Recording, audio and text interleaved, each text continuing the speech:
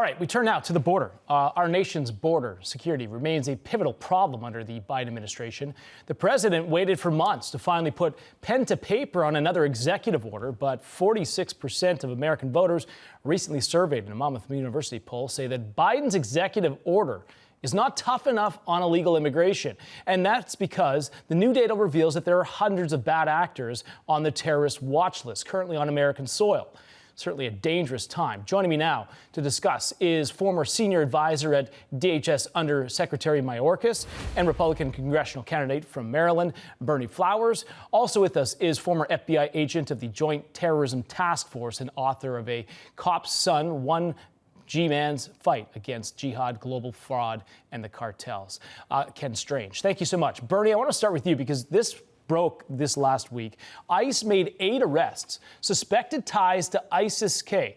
They were trying to coordinate a sting operation in New York, Philly, and Los Angeles. And if that wasn't dangerous enough, this could be, as new data from U.S. Customs and Border Protection shows that more than 300 people on the terror watch list have entered the U.S. illegally since Biden took office. Bernie, is this a dereliction of duty here from your former boss, Secretary Alejandro Mayorkas? If I had my way, he'd be in jail, and so would Biden. The bottom line is we're not protecting the American people, and that's what they're constitutionally mandated to do. And I just don't understand. And here's the deal for me.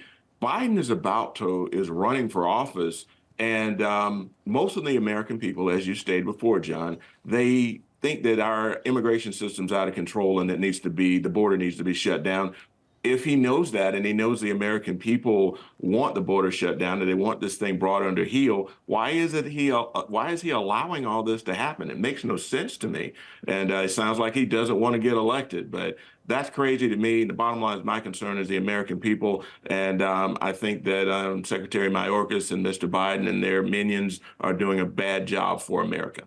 And, you know, you see all of the different crime that's happened here. I believe it was Rachel Morin, this mother of 5, that was just not connected here. She was murdered. She was out running. She was found dead on a trail. They've now connected a illegal migrant to that crime. I mean, where does this go from here, Ken? I mean, we're continuously seeing more and more crime, heinous crime. Why won't they do something about this at the border? Yeah, no, I think, again, it's reprehensible. And, you know, I agree with you're the speaker. You know, you're going to see with the staggering amount of bad actors that are coming into this country. I mean, we've had, 12 million illegal migrants the past 3 years. We've had 1 to 2 million gotaways in the past 2 years. You know, you have gang members from Venezuela. You have MS-13 coming in from El Salvador, and I think this person was an El Salvadoran. Yeah, you're right. Who committed this murder. You know, it's just going to get worse and worse and worse, unfortunately. What's the solution to that, Ken? I mean, on the front lines. I mean, we have, like, you close the border. Of course, that's the obvious. But now that all these people are in the country, how do you vet them? How do you do damage control with the people that are already here that are on these terrorist watch lists? Did you just wait for them to commit a crime and then pick them up?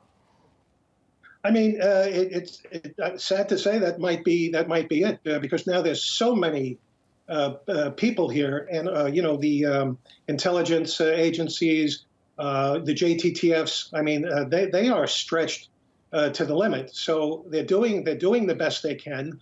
And, you know, you just saw the recent Tajikis were detained. I think there were 8 of them. And, you know, good job by our foreign partners and good job by the other federal agencies.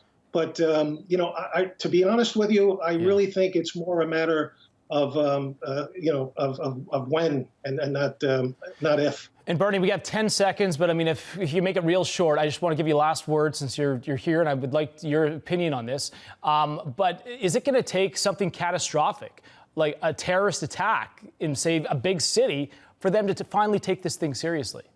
God help us. I think the American people need to wake up. We got 3.7 million people on the asylum list. It's going to take 4 years to clear that backlog. Yeah. And that's my issue, because they get here, once they apply for asylum, they get to stay. So I hope that there's no big issue that happens, but we have to be eternally vigilant. That's what we're here for. All right. We have to leave it there. Thank you so much for all of your expertise. We appreciate it. Bernie Flowers, Ken Strange, thank you. Thank you.